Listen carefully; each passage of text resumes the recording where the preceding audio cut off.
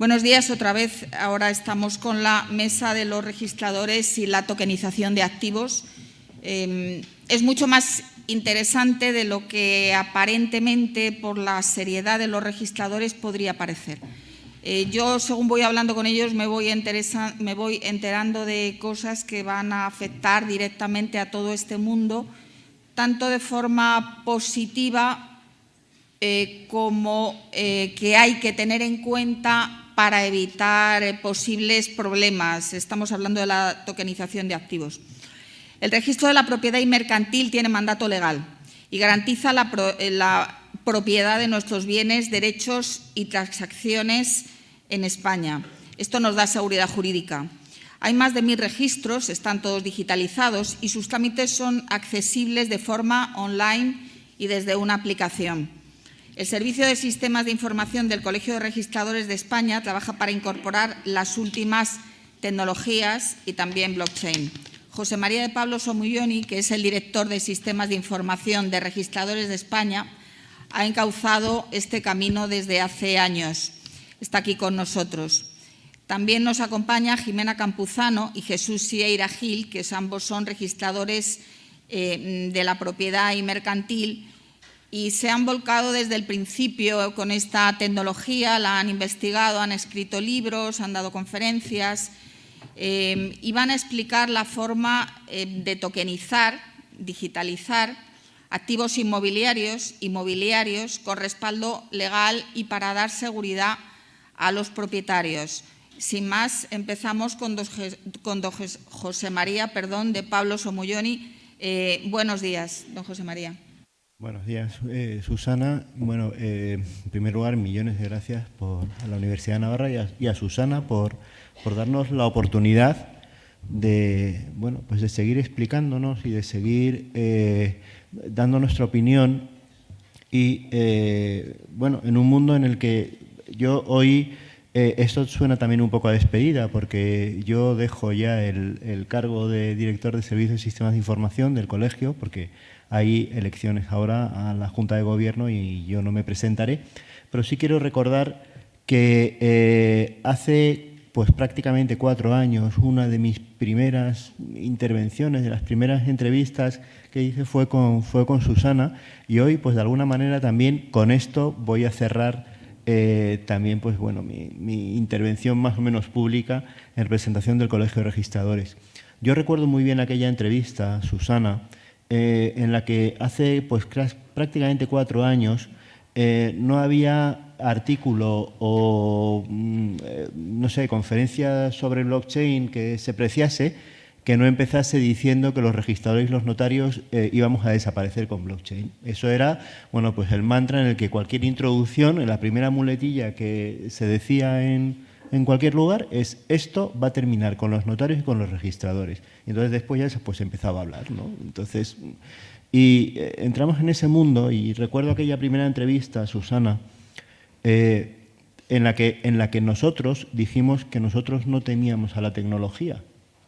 Creo que esa fue más o menos exactamente la frase en aquella entrevista, que nosotros no temíamos a la tecnología, temíamos mucho más no ser capaces de afrontar los retos que la sociedad va a exigir de los registros de la propiedad mercantiles y de bienes muebles ya entrado el siglo XXI, porque eso sí que es un riesgo. La tecnología, siempre hemos pensado que, por supuesto, es un medio, no es un fin, que la tecnología nos permite hacer más cosas de las que hacemos y prestar nuevos servicios a la sociedad. La tecnología nos permite hacer mejor las cosas que hacemos ahora, introduciéndoles unos elementos de eficiencia sin perder ni un ápice de nuestra eficacia. Eso es lo que es verdaderamente importante. En 4 años prácticamente han pasado muchas cosas. Yo recuerdo hace 4 años pues un cierto deslumbramiento tecnológico con blockchain. Un poco prácticamente todo el mundo tenía que estar moviéndose muy rápido y pensando pues que blockchain tenía que aplicarse en todos los lugares, en todos los sitios. Pasados 4 años, por lo menos yo lo que veo es que las cosas, y hoy mismo es un ejemplo de ellos, están empezando a estar más maduras. no es una tecnología que se tenga que utilizar por utilizarse, sino que ahora mismo ya se están determinando sensatamente casos de uso en los cuales esta tecnología puede aportar mucho. Y yo creo que eso es muy bueno. Yo creo que eso es muy bueno porque nos va a permitir centrarnos en lo verdaderamente importante. Desde el punto de vista de los registros de la propiedad mercantiles y de bienes muebles, nosotros desde luego no queremos ser espectadores, simples espectadores de lo que aquí está ocurriendo, sino que queremos intervenir, queremos ser actores en este proceso. Y hay diferentes proyectos en los cuales nosotros creemos que el papel que puedan aportar los registros de la propiedad mercantiles y de bienes muebles puede ser muy relevante. Es verdad que nosotros tenemos un corsé normativo que nos impide pues manejarnos a lo mejor con la soltura que se pueden manejar pues empresas privadas, etcétera, ¿no? Pero eso no debe de impedir que nosotros desde el principio investiguemos y determinemos posibles casos de uso de este tipo de tecnologías en el ámbito registral. Jesús y Jimena nos van a hablar después de una manera más extensa del tema de tokenización de activos inmobiliarios. Hay otros proyectos para los cuales yo creo que no se debe perder de vista en el ámbito del registro de la propiedad. Hablaremos de tokenización de activos, pero también, y yo lo he comentado alguna vez con Jesús y con Jimena, bueno, pues la posibilidad también de tokenizar garantías inmobiliarias. Hay por ahí algunos artículos en la ley hipotecaria perdidos, que probablemente ellos, que son registradores más jóvenes que yo, casi no habrán casi ni tenido, pero yo recuerdo cuando yo empecé hace 30 y tantos años como registrador de la propiedad, las emisiones de hipotecas en garantía de títulos endosadas y al portador. Es decir, hay hipotecas que de alguna manera se tokenizaban en papel hace ya 30 y tantos años. Es decir, hipotecas en las cuales el título de la hipoteca se podía transmitir de mano a mano y solamente al final, cuando había que ejecutar la hipoteca y había que determinar cuáles eran los derechos a esa ejecución, digamos, se reunían los títulos para saber a favor de quién había que ejecutarlo. Eso que se reguló hace muchísimos años, en el artículo 154 de la ley hipotecaria, si no recuerdo mal. Qué sencillo sería hoy por hoy, con los medios que tenemos, la posibilidad de distribuir equitativamente y de una manera muy activa inversiones inmobiliarias a través de la distribución de la tokenización de las garantías, de esas garantías inmobiliarias con el respaldo del registro de la propiedad. De tal forma que, bueno, de alguna manera hubiese una transmisión electrónica de esos títulos. Es que recordemos que antes se daban en la mano. Hoy por hoy tenemos muchos más medios. Creo que esas son oportunidades que hay que investigar y que hay que aprovechar. Desde el principio también, recuerdo incluso con Fran en alguna cuestión en la que hemos coincidido, que siempre hablamos de la posibilidad de la utilización de los libros electrónicos de socios.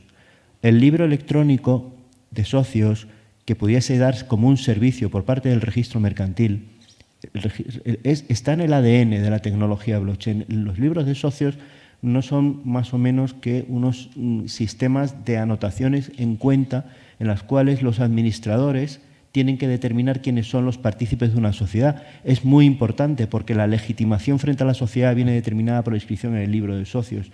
A partir de ahí se podría crear una especie de identidad digital del socio de la que pudieran depender pues muchísimos elementos, desde los ejercicios de los derechos políticos, estamos hablando también de modificaciones en la gestión corporativa de las sociedades. Hay muchísimo campo ahí en el que avanzar, y hoy por hoy el libro de socios es un libro que lleva, cuando lo lleva el administrador de la sociedad, sin demasiadas garantías, porque a pesar que además obliga a tenerse que todos los años llevarlo al registro mercantil encriptado, etcétera, etcétera. Ahí hay un aspecto que podría tener una importancia fundamental, la tecnología blockchain, para dar un servicio a las sociedades, para eliminar trabas burocráticas y también incluso para, por decirlo también de alguna manera, eliminar posibilidades de oscurantismo a la hora incluso del embargo de participaciones sociales, en los cuales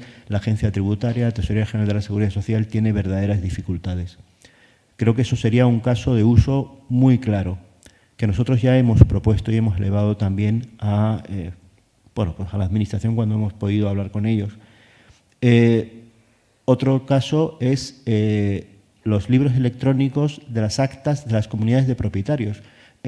Yo voy dando ejemplos aquí, parece que no tiene demasiada importancia, pero hay millones de divisiones horizontales, millones de edificios en régimen de división horizontal que generan millones de libros físicos, que se tienen que rellenar muchos de ellos a mano, que se pierden, que los administradores no entregan, etcétera, y que se tienen que llevar también a diligenciar anualmente a los registros de la propiedad. ¿Por qué no sustituir ese sistema por un sistema de libros electrónicos que se lleven también a través de los registros de la propiedad, que sean a través de sistemas de tecnología de registros distribuidos, como fácilmente podemos hacer nosotros, que tenemos una red de 1065 nodos? Con eso se evitarían muchísimos problemas y muchísimas comunidades de propietarios, que estamos hablando del día a día de los ciudadanos, no estamos hablando de cosas y de lucubraciones teóricas. Lo mismo puede ocurrir con los libros del edificio. Ahora mismo también, a partir de hace un mes o una cosa así, el Decanato Territorial en Canarias está iniciando unos trabajos con la Universidad de La Laguna para implementar la tecnología blockchain en los depósitos de los libros de edificio. Los libros de edificio se depositan en los registros de la propiedad. Esto es una cosa un poquito desconocida. El libro del edificio, que es uno de los requisitos de la ley de edificación, que contiene absolutamente todos los datos de la obra nueva terminada, todos los elementos que han contribuido a la construcción, los constructores, el que ha instalado el aire acondicionado, el que ha hecho la fontanería, todo eso se deposita en el registro de la propiedad. Al cabo de 10 años se puede recuperar y se puede saber quién es el que hizo la instalación eléctrica de un determinado edificio, porque está en el registro de la propiedad. Toda esa información que son, de verdad, que se refieren al día a día de los ciudadanos, es una información que puede ser fácilmente transformada y utilizada a través de sistemas de registros distribuidos. También en otras ocasiones he hablado con Susana sobre la posibilidad de utilización del sistema de encadenamiento de bloques para incrementar la seguridad también, la seguridad electrónica dentro de los registros de la propiedad.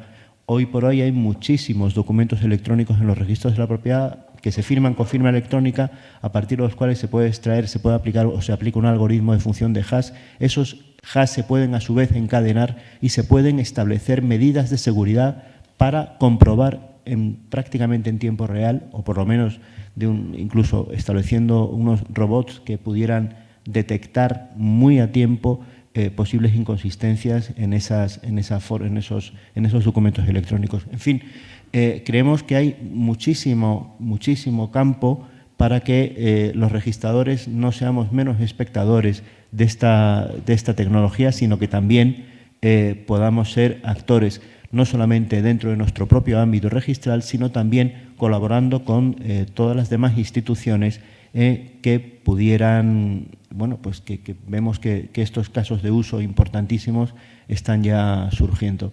Y de verdad yo quiero también dar las gracias finalmente, ya como despedida, a Susana, porque creo que el proyecto de Blockchain y Economía es una de las cuestiones y de los elementos más importantes e interesantes e independientes en materia de blockchain que existe en España. Así que millones de gracias, Susana, por la oportunidad.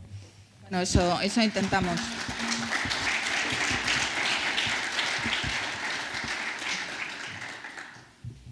Muchísimas gracias a los registradores. La verdad es que ellos han tenido siempre las puertas abiertas para hablar de la tecnología blockchain, que no ha sucedido así con otras instituciones como los notarios, por ejemplo, a pesar de que se ha llamado varias veces.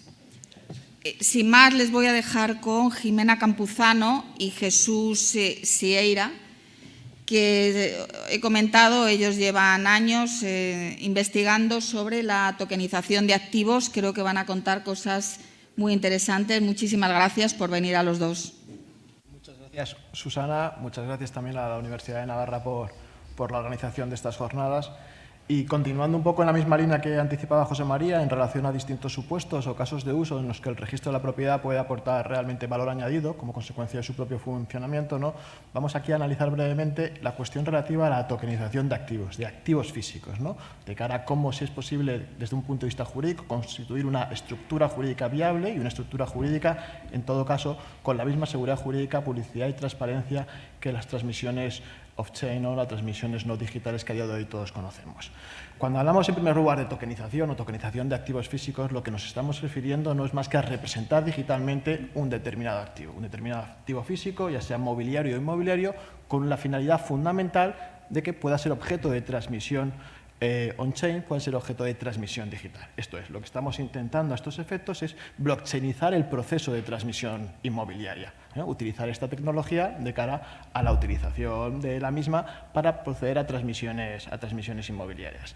Bien, en primer lugar, lo que debe quedar claro es que a efectos de transmisión de activos físicos, de activos mobiliarios e inmobiliarios, las reglas de transmisión no deben ser las mismas. A estos efectos, ya se produzca la transmisión off-chain o on-chain, ¿no? Habrá que cumplir la teoría desde un punto de vista jurídico, título y modo, ¿no? En la cual las reglas habrán de cumplirse tanto con las transmisiones online como con las transmisiones off-chain, ¿no? Pero partiendo de este punto de vista, lo primero que nos hemos encontrado nosotros cuando hemos hablado con distintos operadores jurídicos son tres problemas fundamentales que tenemos que intentar resolver de cara a que efectivamente la tokenización de activos pueda ser viable jurídicamente y pueda realizarse con seguridad y transparencia. En primer lugar, nos encontramos con la necesidad de vincular el activo físico con el token representativo. Es el primer problema que nos encontramos. Debe ser indubitado esa vinculación entre ese activo físico, entre ese derecho real que recae sobre ese activo físico, mobiliario e inmobiliario, con el token representativo del mismo. Más allá de la mera declaración del emisor del token, ¿no? Debe haber seguridad por parte del futuro adquirente de que efectivamente ese token representa ese activo, ese piso primero A en Serrano 30 o ese segundo B en Paseo de La Habana, para que evidentemente pueda el inversor estar interesado en la adquisición del mismo, ¿no? Y veremos que esa primera fase de vinculación puede realizarse con seguridad y transparencia a través del registro de la propiedad, como luego veremos. El segundo problema que también nos hemos encontrado cuando hemos hablado con operadores jurídicos y que se ve en la práctica diaria y muchos de ustedes conocen, ¿no? Es a veces confundir tokenización de activos con supuestos de financiación empresarial o tokenización de activos físicos con supuestos de financiación empresarial. Cuando estamos hablando de tokenización de activos, estamos hablando de transmisión o de la posibilidad de transmisión on-chain de activos físicos inmobiliarios, de que el adquirente del token, de que el titular del token adquiera el derecho real sobre el activo físico, mobiliario e inmobiliario. No estamos hablando de otorgar financiación a la persona que adquiere el token a una determinada sociedad y que esta sociedad, en su caso, destine ese capital a una determinada adquisición. En primer lugar, el titular del token nunca será titular del activo físico. En su caso, será la sociedad si efectivamente ese dinero que recibe lo destina finalmente a la adquisición del bien.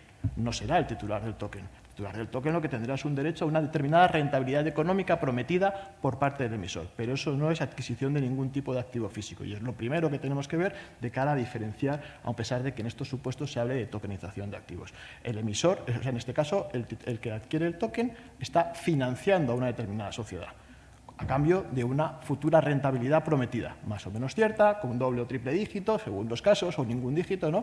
Pero, bueno, realmente un security token que hemos hablado en muchas ocasiones.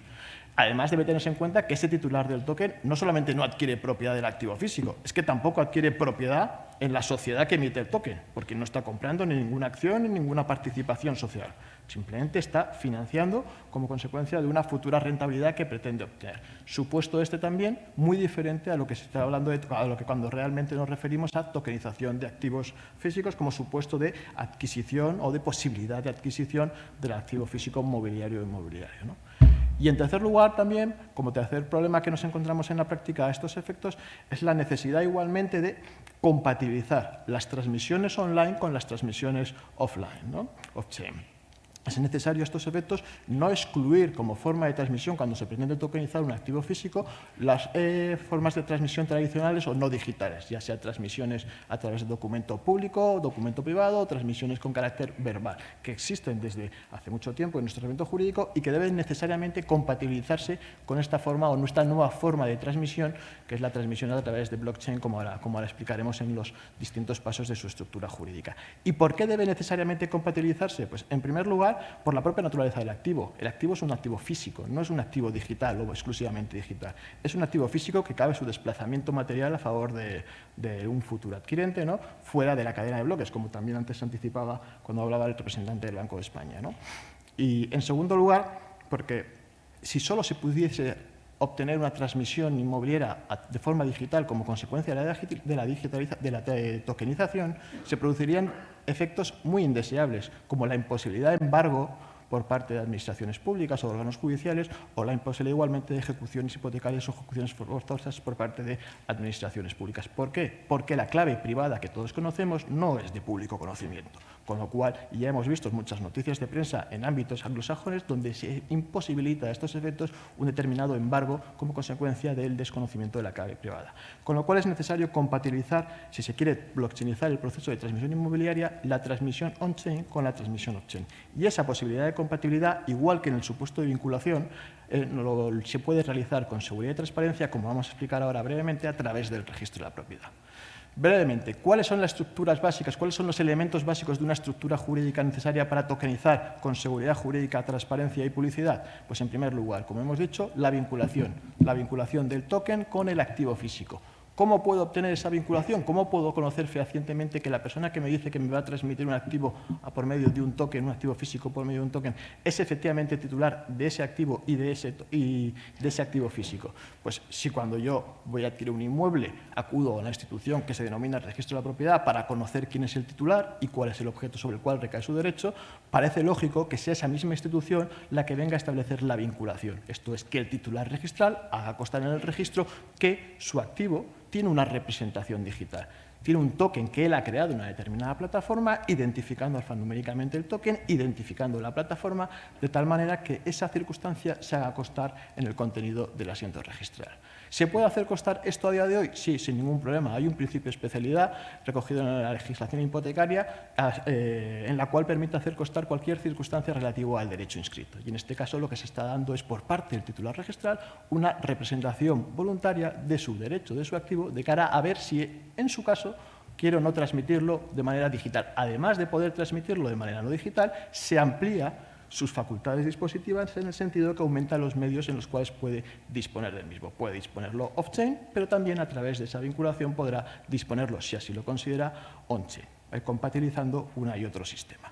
Primero, cuestión de vinculación y cuestión de vinculación a través del registro de la propiedad, porque recordemos que, de conformidad con el ordenamiento jurídico, a todos los efectos legales se presume que el derecho inscrito en el registro existe y pertenece a su titular en la forma que determina el registro. De ahí que esa vinculación deba necesariamente hacerse a través de la institución registral. Primer problema que se ha venido planteando en la práctica y que podría solventarse con el valor añadido que aporta el registro. Segunda cuestión, una vez que tengo la vinculación, voluntariamente el titular de dicho activo podrá decidir si lo transmite off-chain o on-chain.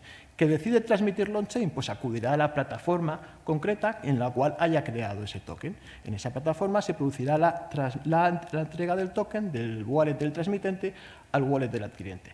A estos efectos debemos tener en cuenta que las plataformas no son más que una nueva forma de acreditar un hecho, un acto, un negocio jurídico, una nueva forma, en este caso digital y privada, ¿no?, de acreditar una determinada transmisión.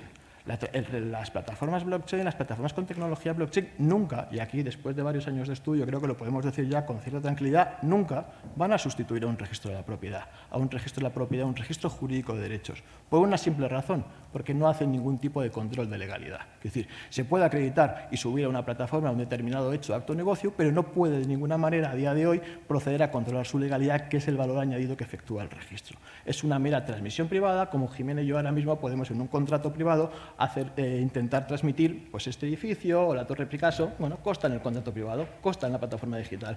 ¿Es eso legal? ¿Es eso válido? ¿Eso produce efectos?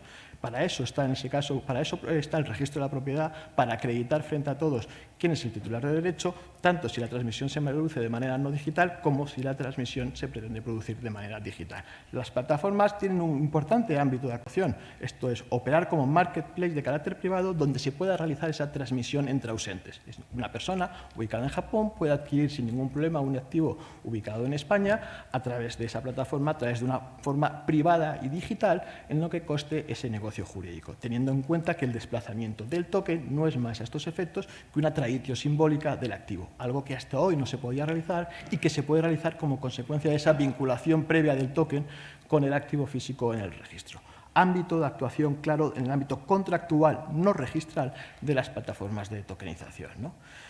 Y sin más, la tercera fase será, evidentemente, como en cualquier transmisión inmobiliaria o cualquier transmisión de activos físicos, la inscripción en el registro de la propiedad de esa transmisión que se haya formalizado. De la misma manera que las transmisiones verbales, documentales públicas o documentales privadas, para que sean objeto de control de legalidad y produzcan efectos frente a todos, deben de acceder al registro previo a su control de legalidad.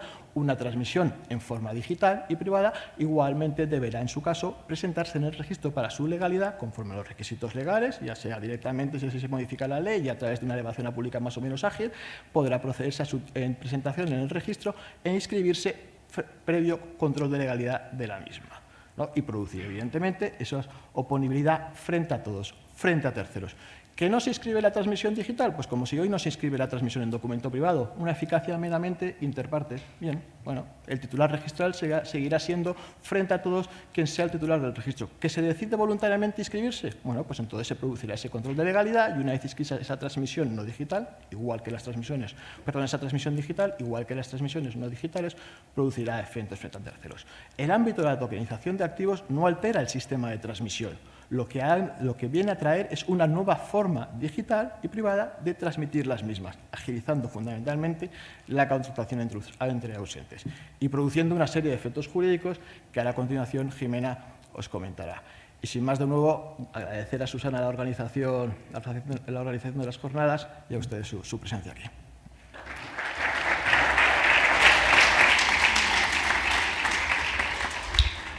Gracias, Susana. Gracias a la Universidad de Navarra. Yo continúo un poco al hilo de lo que decían José María y Jesús, hablando de esta tokenización. En realidad yo voy a hablaros un poco más de los criptoactivos, aunque ya Francisco ya ha hablado también de los tipos de criptoactivos, porque es importante diferenciar. A veces se utiliza la palabra criptoactivo o token intentando meter todos en el mismo cajón y aplicándoles el mismo régimen, y no es posible porque son muy distintos. Ya en estos años vamos aprendiendo y vamos diferenciando, pero es importante también atender a la naturaleza jurídica, porque según la naturaleza jurídica del criptoactivo se le aplicará un régimen jurídico o no. Y las reglas del juego, como ya han dicho los anteriores ponentes, son importantes.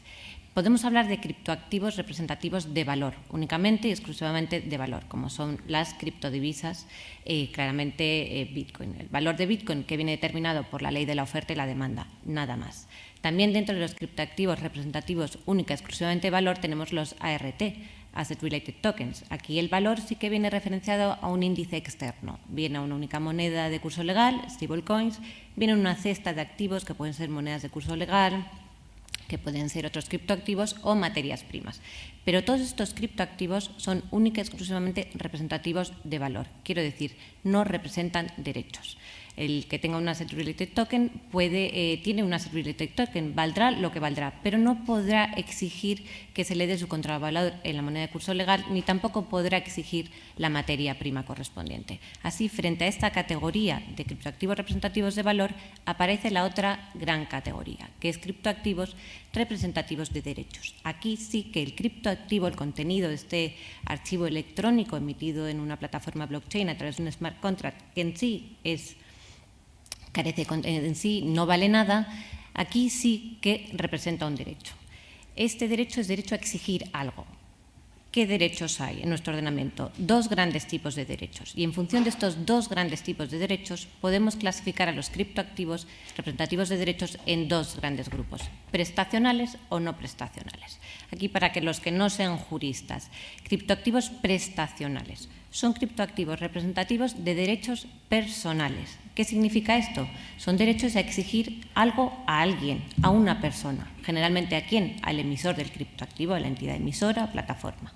Estos criptoactivos prestacionales, ¿qué le podrán exigir a esta persona? Una prestación. En nuestro ordenamiento jurídico, prestaciones de hacer, de no hacer, o dar. Y aquí con esta clasificación, esta definición un tanto jurídica, entramos en los que hasta ahora se ha llamado Security Utility Tokens, utilizando terminología anglosajona.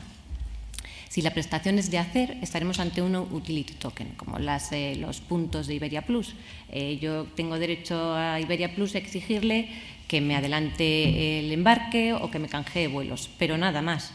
Esos son los utility tokens. Frente a estos utility tokens aparecen los security tokens. ¿Cuáles son los security tokens? Aquellos en los que la prestación es una prestación de dar y una prestación de carácter económico. Le puedo exigir una remuneración, la rentabilidad de la que hablaba Jesús antes, una participación en beneficios y demás. Estos son criptoactivos prestacionales que el derecho que dan es a exigir esta remuneración económica. Pero ambos, los utility y los securities, son derechos personales. Por lo tanto, las normas que se les aplican tanto en la emisión como en la circulación han de ser las normas sobre derechos personales o derechos de crédito. En la emisión, evidentemente, habrá que tener en cuenta estas peculiaridades y de ahí pues, toda la normativa que nos viene en materia de MiCA, que se ha centrado fundamentalmente en las emisiones y según la entidad, el volumen de negocio, etcétera, exigirá supervisión, white paper y todos los demás requisitos. La circulación, pues como las normas de circulación de derechos personales, la transmisión del token equivale a la transmisión del derecho, porque aquí sí que podemos hablar de titulización. Aquí sí que hablamos de, como se dice algunas veces que la tokenización es titulización, aquí en estos criptoactivos prestacionales sí que está incorporado el derecho de crédito, está incorporado al título, en este caso al token. Por lo tanto, la transmisión del token llevará consigo la transmisión del derecho. ¿Peculiaridades y matizaciones? Por supuesto, ya nos ha hablado Francisco de todos los proyectos que tiene la CNMV, la Ley de Mercado de Valores, que si son instrumentos financieros, los emitidos con tecnología DLT, los proyectos que hay de reglamento de plataformas DLT, registro de transacciones en cuenta, etcétera. Serán matizaciones, pero la base son las normas sobre la cesión de crédito. Y el último y gran bloque de criptoactivos representativos de derechos son los que verdaderamente importan en materia de tokenización inmobiliaria, que son los criptoactivos no prestacionales. ¿Incorporan derechos? Sí, pero ¿qué derechos son estos? Ya no son derechos personales, ya son derechos reales. ¿Qué son derechos reales? Los derechos sobre un objeto. Yo tengo un derecho de propiedad sobre esta botella de agua.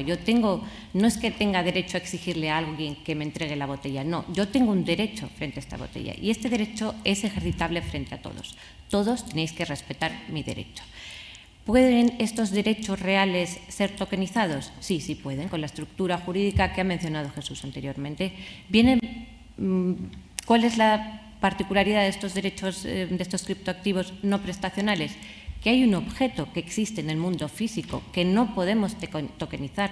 Metafísicamente es imposible que esto vaya a una plataforma, no es posible, por ahora no podemos alterar las leyes de la realidad. ¿Qué es lo que le creamos? Para poder usar esta nueva forma de transmitir digitalmente, le creamos una ficción, una representación digital, un token, un criptoactivo, pero es un poco como las llaves de la casa.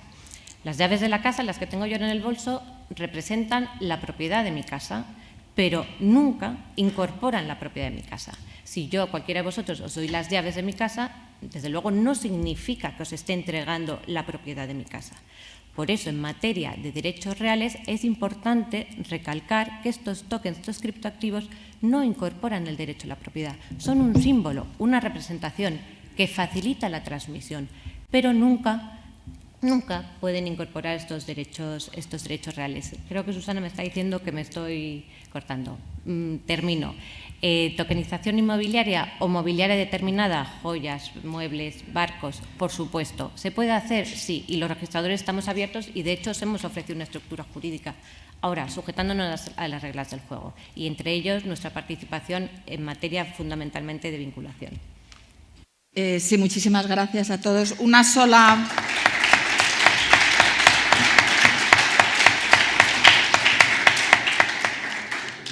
sola pregunta, todavía vamos en tiempo. Jesús, por favor, ¿cree que cambiará la ley para que estas plataformas de tokenización den la seguridad jurídica que ahora da el registro? La seguridad jurídica que ahora da el registro, un registro jurídico como el español, un registro jurídico de derechos, no podrá ser dada o otorgada por ninguna plataforma con tecnología blockchain. Y no podrá ser dada después de distintos estudios y después de distintas cuestiones que hemos oído por parte de algún operador, ¿no? Básicamente porque una plataforma no realiza ningún control de legalidad sobre el hecho, acto o negocio jurídico que accede a la misma, que es fundamentalmente, al contrario, lo que realiza o la esencia de los registros de la propiedad. Controlar la legalidad de los hechos, actos o negocios jurídicos que acceden al registro para que tengan efectos frente a todo el mundo.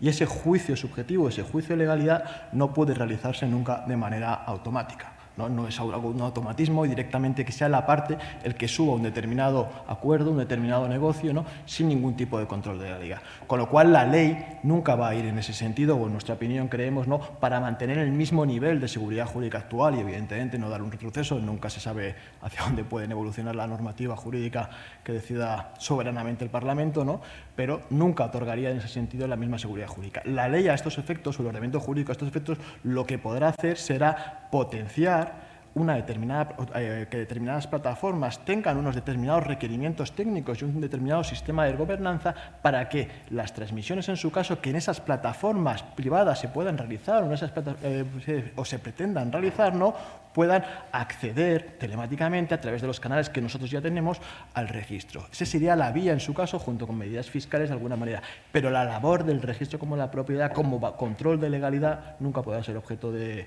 inclusión en una ley a favor de una determinada plataforma. Entonces, esas plataformas sí serían una herramienta de ayuda a los registradores. Sería una herramienta. Claro, lo estamos investigando porque creemos que es una nueva realidad en la cual se pretende de alguna manera transmitir activos, ¿no? Y nosotros lo que estamos diciendo es, bueno, todos aquellos operadores que estén interesados en transmitir activos de esa determinada manera, para hacerlos con seguridad y transparencia es necesario que cumplan esta estructura jurídica. Primero, para que efectivamente se produzca la transmisión y no haya una mera acuerdo entre partes que no produce transmisión alguna, ¿no? Y, en segundo lugar, para que aquellos operadores que estén interesados en hacerla puedan realizarla de manera digital y con seguridad, remitiendo posteriormente esa transmisión digital al registro para su control de legalidad y plena oponibilidad frente a terceros, para dar oponibilidad a esa transmisión que se realice en la plataforma en su caso. Es decir, que en España nos tomamos el registro de la propiedad como lo que es dar seguridad jurídica a todos nuestros bienes. Esta herramienta que tenemos en España no se tiene de la misma forma, por ejemplo, en Estados Unidos o en Gran Bretaña. Quizá los anglosajones no lo entiendan así, pero nosotros sí nos lo tomamos como una protección de nuestros bienes para que no nos lo usurpen, y precisamente por eso es tan importante.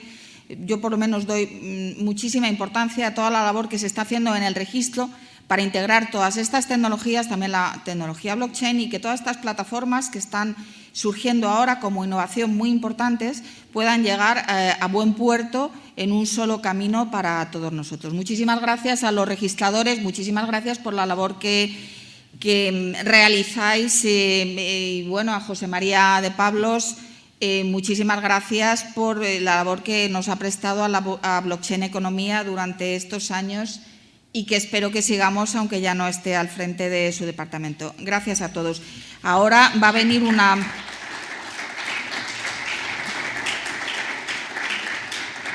A continuación va a venir la cuarta mesa sobre la regulación que se está haciendo en la Unión Europea sobre criptoactivos e identidad digital.